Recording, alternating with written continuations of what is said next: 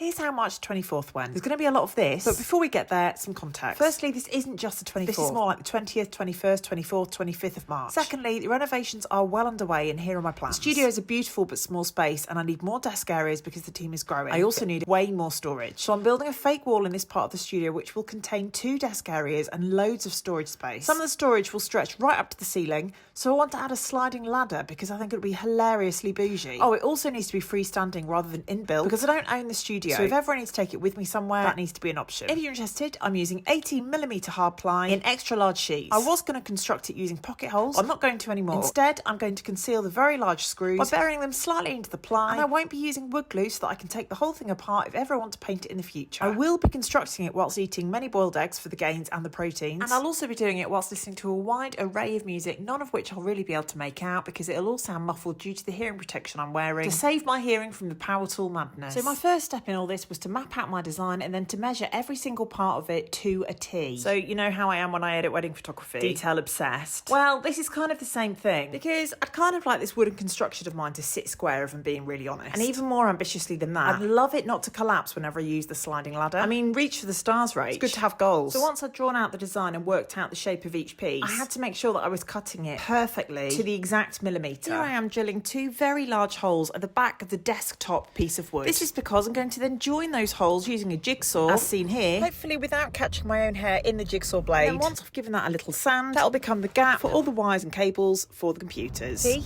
Attention to detail. I've even added a smaller hole at the front of the desk for your iPhone lead. Oh my life, stop. I won't stop. Oh look, here I am whittling away. Something Dan often says I do. However, this time I'm whittling some wood. That's because the front part of the desk is hinged and I want the hinges to sit flush in the wood so that I can strengthen the hinges by putting this piece of wood over the hinges. I'm just going to say the word hinges and wood again. Hinges. I was really, truly, devastatingly concerned about the plywood splitting when I put it all together using screws. So I drilled pilot holes first and then hid the heads of the screws by drilling bigger holes. It's a lot more effort, but it looks a lot nicer. Took a break from all the woodwork to make friends with a lovely spider and then started assembling it all together, which was difficult on my own because it weighed a ton. However, the eggs had me covered. So are you ready to see the results of the first part of the wall? Really pleased with how the first desk has turned out. There's still lots to do, but now I just need to make it again. Bring on desk 2.